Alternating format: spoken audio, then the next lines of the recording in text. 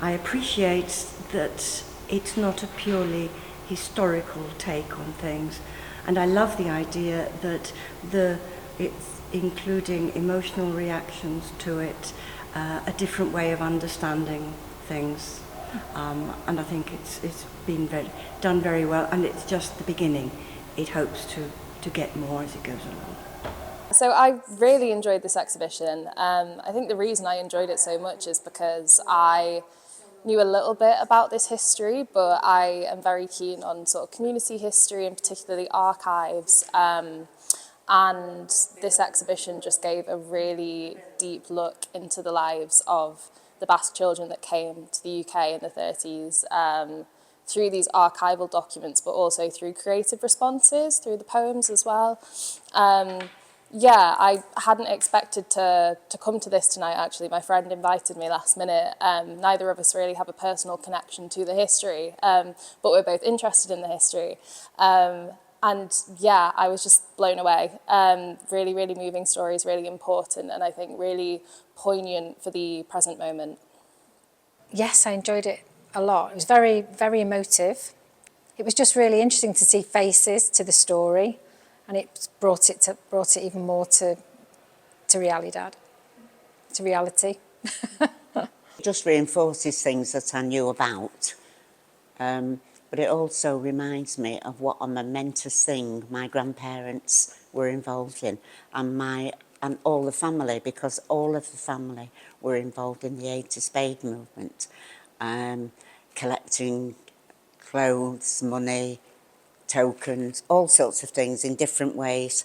They were a very progressive family. They had friends that used to come and visit the family. So there was a contingent of Spanish exiles that used to get together, mostly at my grandparents' house, which was known as a safe house for a lot of the activities, a dropping off point for collections. So it's a special exhibition to me. It's not easy for me to get around these days, and I've made sure that I've come to see it, and I'm very pleased that I have. I'm going to go around and read everything for a second time. My favorite parts, yeah, in plural, was the display of the information, the background, and absolutely the speakers.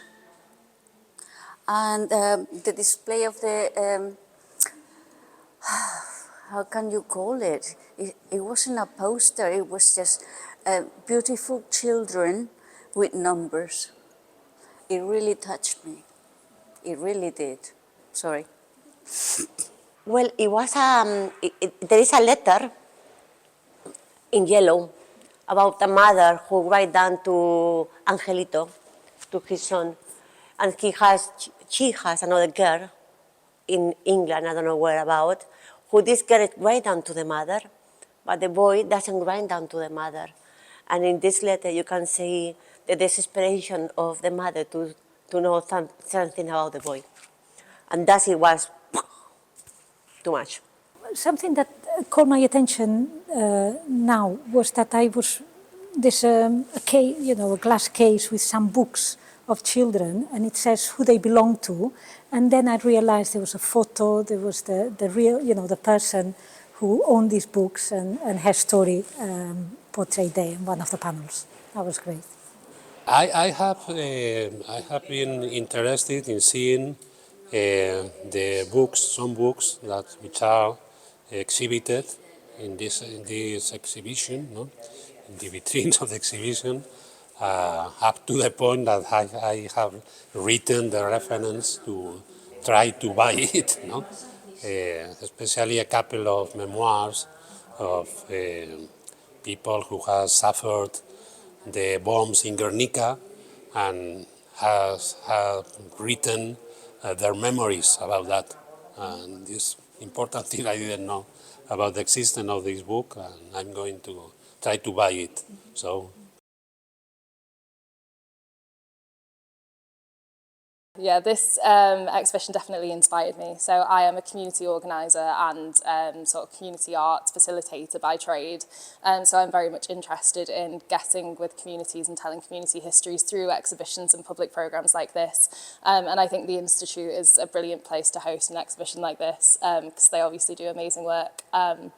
So yeah, this is definitely making me think about my own practice and the kinds of exhibitions that I want to be putting on with people, because yeah, this is beautiful, so yeah.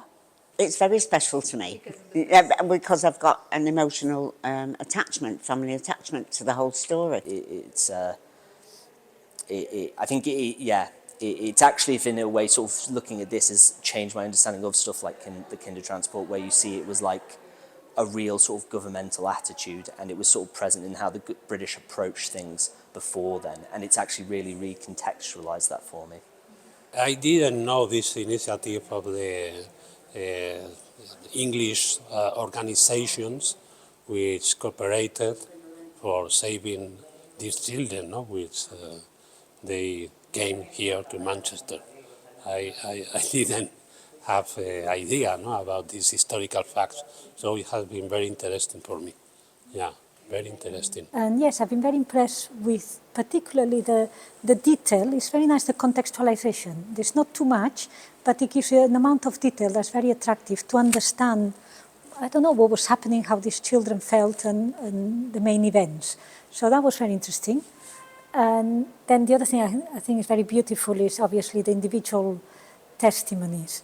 The fact that I've seen one of the daughters of the teachers who came over back in '37 is very nice. It makes it very real.